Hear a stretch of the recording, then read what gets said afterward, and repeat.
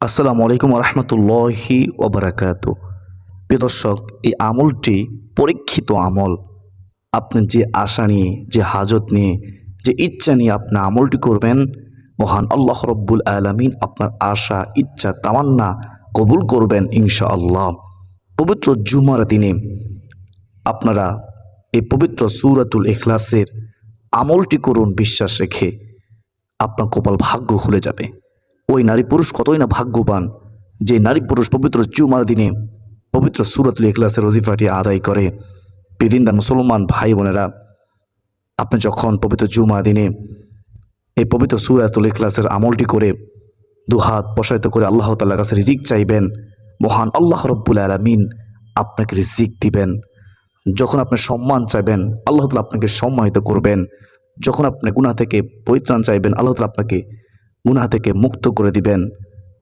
আপনি যখন আল্লাহ তাআলার কাছে সলিহ নেককার সন্তান চাইবেন, আল্লাহ তাআলা আপনাকে সূরা ইখলাসের উসিলায় আপনাকে সলিহ নেককার সন্তান দান করবেন। সর্বোপরি কথা হলো, আপনি যা চাইবেন এই পবিত্র জুমা দিনে এই সূরা ইখলাস ওজিফাটি আদায় করে ইনশাআল্লাহ আপনার সমস্ত চাওয়া আল্লাহ তাআলা পূর্ণ করবেন। তো আপনি যদি জানতে চান, শিখতে চান, তাহলে আজকের এই গুরুত্বপূর্ণ ভিডিওটি শুরু থেকে শেষ পর্যন্ত মনোযোগ সহকারে শুনতে হবে। তাহলে আপনারা খুব সহজেই আমলটি শিখতে পারবেন, আমলটি করতে পারবেন ইনশাআল্লাহ। তো মূল আলোচনা যাওয়ার পূর্বে চলুন একটু প্রার্থনা করে নেই। হে মহান দয়ালু প্রেময় আল্লাহ, আপনি আমাদের জীবনের সমস্ত গুনাহ মাফ করে দিন, আমাদেরকে এই আমলটি করার তৌফিক দান করিয়েন। সকলে বলি আল্লাহুম্মা আমিন। সূরা ইখলাসের আমলটি নিয়ম বলার পূর্বে আপনারা সংক্ষেপে সূরা ইখলাস সম্পর্কে একটু কষ্ট করে শুনুন। আমার বিশ্বাস শুনলে অবাক হয়ে যাবেন। সূরাতুল ইখলাস অত্যন্ত দামি একটি সূরা, যে সূরার মধ্যে স্বয়ং আল্লাহ রব্বুল আলামিনের পরিচয় আল্লাহ তাআলা তুলে ধরেছেন। কি তার মধ্যে আছে? সূরা ইখলাসের শান নুজুল। একবার মক্কার কাফের মুশরিক বেদুইনরা প্রশ্ন করেছিল হযরত মুহাম্মদ সাল্লাল্লাহু আলাইহি ওয়াসাল্লামকে। কি প্রশ্ন? হে মুহাম্মদ, তোমার রব রূপার তৈরি, তোমার রব স্বর্ণের তৈরি, নাকি তোমার রব মাটির তৈরি? কিসের তৈরি তোমার রব? যখন প্রশ্ন করলেন, রাসূলুল্লাহ সাল্লাল্লাহু আলাইহি ওয়াসাল্লাম চুপ রইলেন। আল্লাহ রাব্বুল আলামিন সাথে সাথে জিবরাইলের মাধ্যমে রাসূলুল্লাহ সাল্লাল্লাহু আলাইহি ওয়াসাল্লামের কাছে ওহী পাঠালেন, অর্থাৎ সূরাতুল ইখলাস নাজিল করলেন। আর আমার নবী, দয়ার নবী, রহমাতুল লিল আলামিন নবীজি রাসূলুল্লাহ সাল্লাল্লাহু আলাইহি ওয়াসাল্লাম ওই কাফের মুশরিক বেদুইনদের জবাব দিয়ে দিলেন যে আল্লাহ তাআলা তিনি কোনো মাটির তৈরি না, রূপার তৈরি নয়।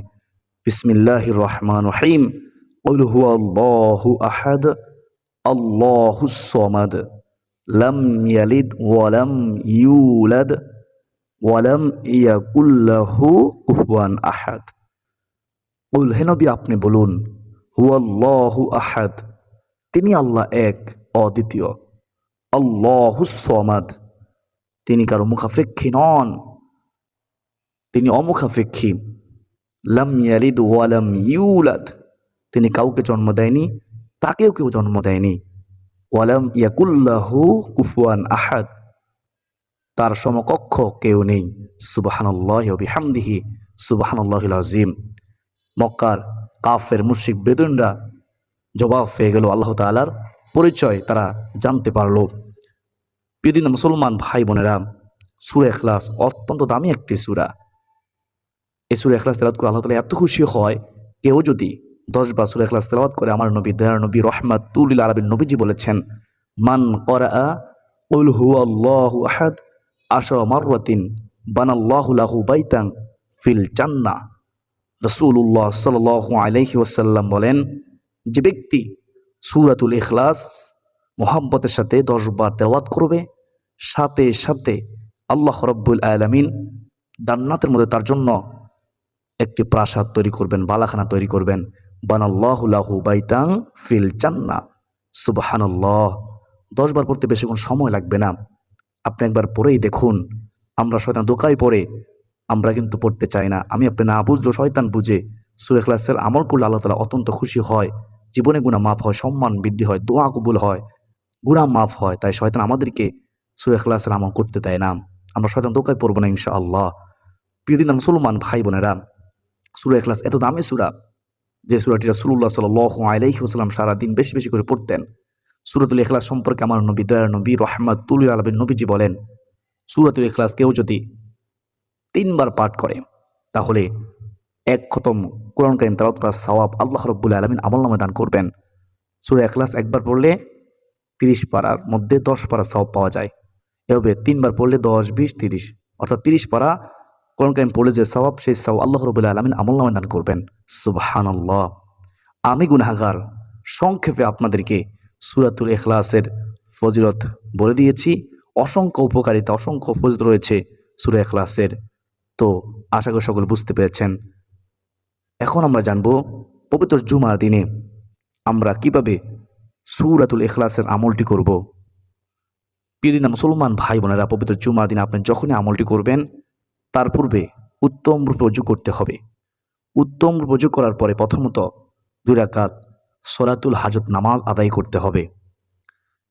অনেকে প্রশ্ন করতে পারেন, এই ২ রাকাত সলাতুল হাজত নামাজ, মনে আশা পূরণের নামাজ আমরা কখন পড়ব পবিত্র জুমার দিনে?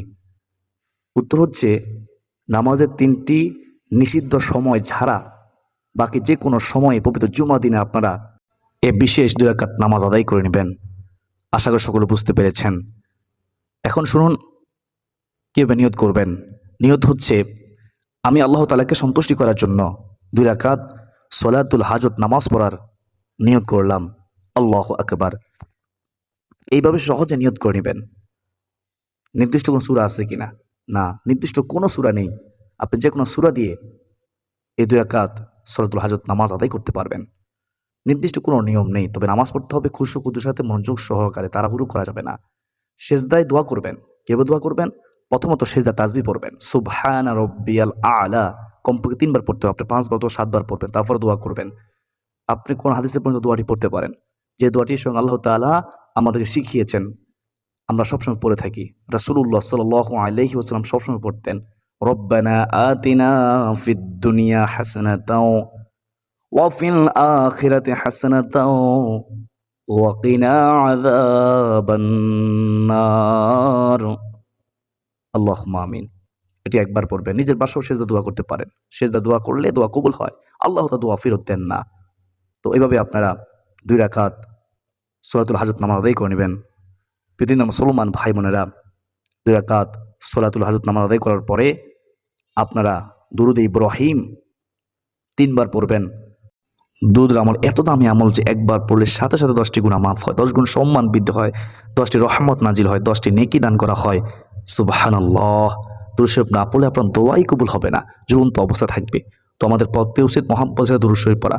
আমার সাথে একবার পড়ুন, আল্লাহুম্মা সাল্লি আলা মুহাম্মাদিন ওয়া আলা আলি মুহাম্মাদ কামা সাল্লাইতা আলা ইব্রাহিমা ওয়া আলা আলি ইব্রাহিম ইন্নাকা হামিদুম মাজিদ। আল্লাহুম্মা বারিক আলা মুহাম্মাদিন ওয়া আলা আলি মুহাম্মাদ কামা বারাকতা আলা ইব্রাহিমা ওয়া আলা আলি ইব্রাহিম ইন্নাকা হামিদুম মাজিদ। এভাবে দুরূদ ইব্রাহিম পড়বেন ৩ বার। তারপরে সূরাতুল ইখলাস বিসমিল্লাহ সহকারে ১০ বার পড়বেন। তাড়াহুড়ো করবেন না, মনোযোগ সহকারে পড়বেন, সহি শুদ্ধ করে পড়ার চেষ্টা করবেন। তারপরে ১০ বার সূরা ইখলাস পড়ার পরে আপনারা আবারও ৩ বার দুরূদে ইব্রাহিম পড়ে নেবেন।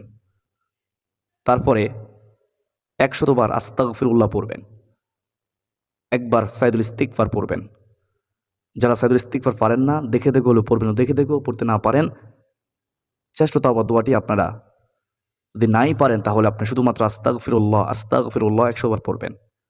আর যদি সাইদুল ইস্তিগফার পারেন একবার পড়লে হবে ইনশাআল্লাহ। তো আশা করি সকলেই এভাবে পবিত্র জুমার দিনে সূরাতুল ইখলাসের ওজিফাটি আদায় করে নেবেন।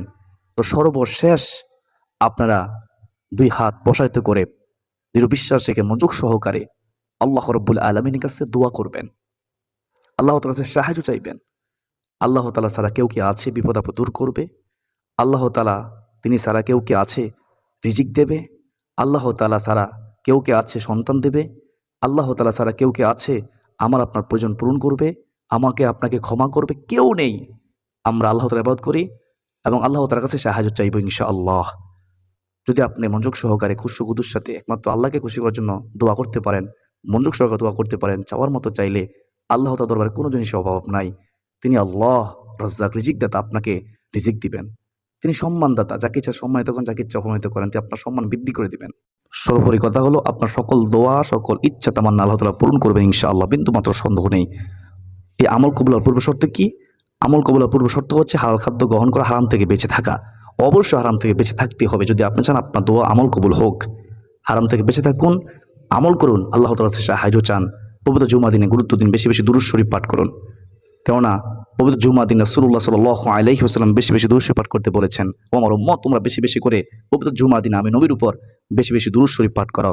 আল্লাহ তাআলা আমাকে, আপনাকে, আমাদের সবাইকে পবিত্র জুমা দিনে বেশি বেশি দুরূদ শরীফ পাঠ করার, পবিত্র জুমার দিনে এই পবিত্র সূরাতুল ইখলাসের আমলটি করার তৌফিক দান করুন।